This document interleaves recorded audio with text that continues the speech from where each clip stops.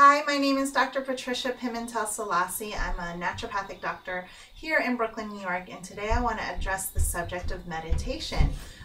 When I was going to medical school at Bastyr University in Seattle, Washington, I had a lot of friends who were hikers. They would wear hiking boots from REI, and they'd have the Patagonia fleece jacket, and they usually had a backpack with a coffee cup and a water bottle hanging off the end.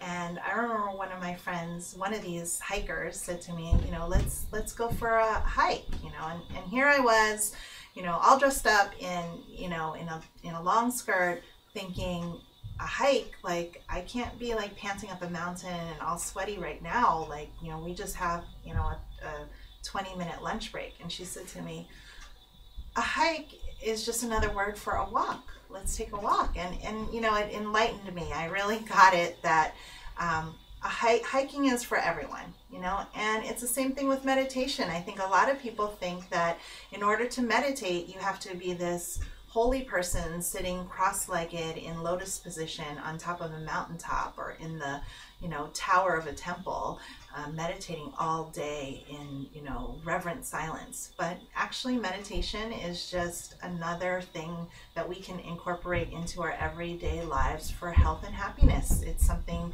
that we can do. We can do meditation as regularly as we do the laundry. It's really that quite that ordinary, but quite extraordinary in the power that it can have on your health and your life. Meditation has been shown in the research to really help lower pressure, help people with anxiety and depression, and really for a healthy person to give them a more focused, balanced, healthy way of being. Okay, and so there's different types of meditation. I'm going to go over some of them. One of them is doing mindfulness meditation. So this is something that I practiced during my births of my children. It's when you become consciously aware of all of your surroundings, not just what you're dealing with at the moment.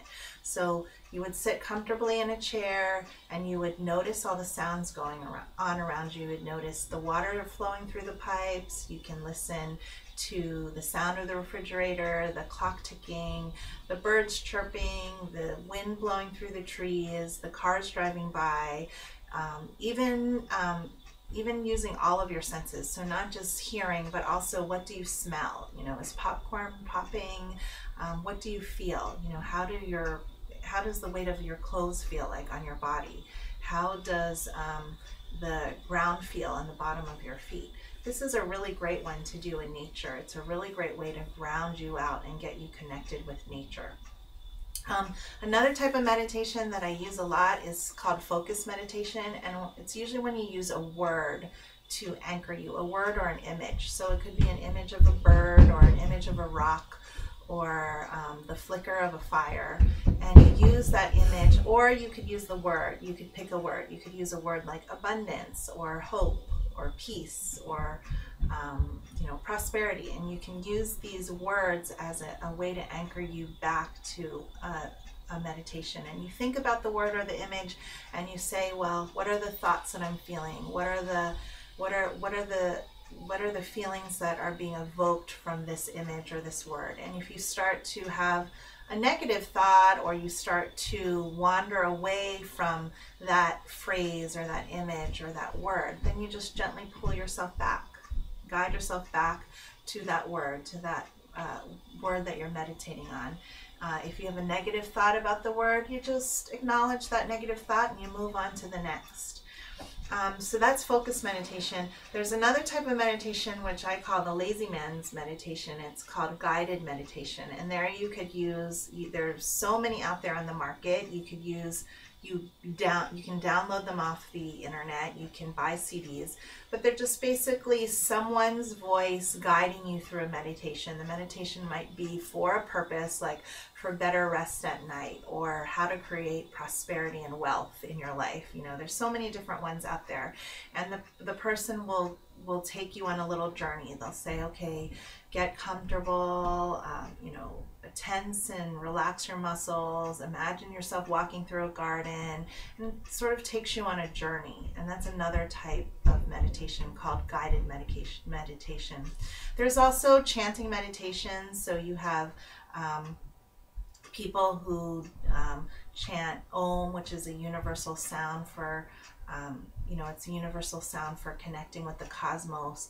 There's other chanting meditations like in some of the like the Gregorian chants in some of these old churches. There's all types of chanting meditations out there. And also, but the one that I think is really important is any type of spiritual meditation that you do. So spiritual meditation can include prayer, first of all, or thoughts that you have that you control, or the absence of thought. But the main purpose with spiritual meditation is getting connected with the divine. So whatever that might be for you, because religion is personal. It's just more important that you practice your spirituality and you bring this into your life. And again, it can be through prayer, it can be through psalms that you can read, it can be through removing thought or adding thoughts into a quiet time that you set aside in your day. And it can be as short as 4 minutes. It doesn't have to be, this long, drawn out, hour-long meditation that can be really actually difficult for those are for advanced meditators. But for everyday people like me and you, just take that 4 minutes out of your day, and you're going to enjoy better health.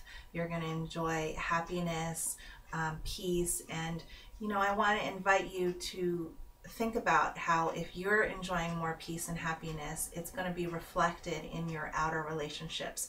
So you might notice that your relationships at home are less, or have more peace and more harmony included, and it might ripple out into your workplace. You might notice you get along better with your coworkers, and that might ripple out into your communities. And really, meditation may just be the answer for world peace. My name again is Dr. Selassie, and I